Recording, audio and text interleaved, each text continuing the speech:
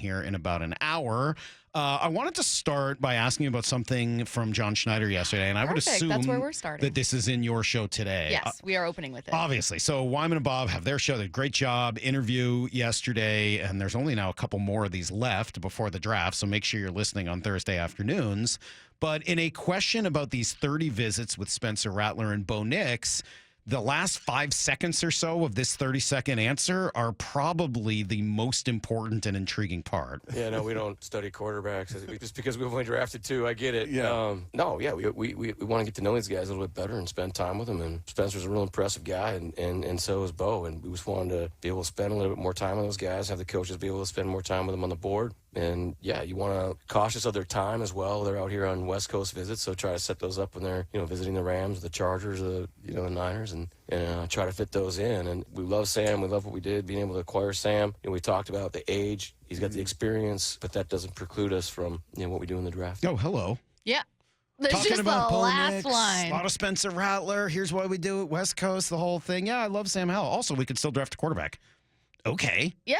And I think that John Schneider is a much more aggressive GM than people give him credit for sometimes. I mean, he's taken big swings. We've talked about it before. And I think that we've all looked at the draft. Now, Bump and I got into a debate yesterday, but in general, people looked at the draft going, well, you're not going to carry 3 quarterbacks on your 53-man roster. You've paid Geno guaranteed money, and you gave up draft picks for Sam Howell. Those are going to be your 2 quarterbacks. Of course they're going to be your 2 quarterbacks. Why would you draft another? And then you look at it a different way and you go, well, next year's class, Shedeur Sanders is like the number 1 quarterback in next year's class. I don't know that Geno is your lockdown starter for next year. He needs to prove a lot this year.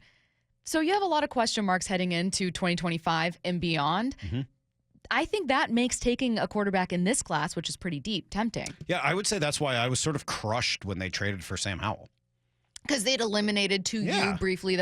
So it felt like have you changed your mind? I don't know yet. What it felt like in that moment was I wanted to get one of the elite quarterbacks in this draft. I'm reading the tea leaves that I can't, and so I'm going to go with a backup plan and bring in Sam Howell. That's how it felt in that moment. Fair. What I think I'm hearing from Schneider now, and Condota kind of said the same thing this morning, is more like, look, we could still take a quarterback, but because we have Sam Howell, we're not forced to take a quarterback, which we would have been earlier. Yeah, exactly. And that also, to me, you're right. I was leaving open the possibility of like, well, what if Michael Penix or J.J. McCarthy, which now J.J. might go like top 5. But like, let's say, J.J. was going to be available at 16 and, a month and a half ago, he had been mocked there.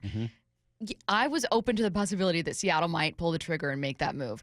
You're right. The Sam Howell trade changed that for me, but it didn't eliminate the possibility that Spencer Rattler, who's going to be a later pick, could end up landing here. I think that John Schneider has always wanted to accrue more quarterbacks, even if it's to be able to trade someone. Yeah, I think for a long time he probably couldn't because of Russ, and he just felt like someone's the ego would be sensitivity crushed. and everything else. Yeah.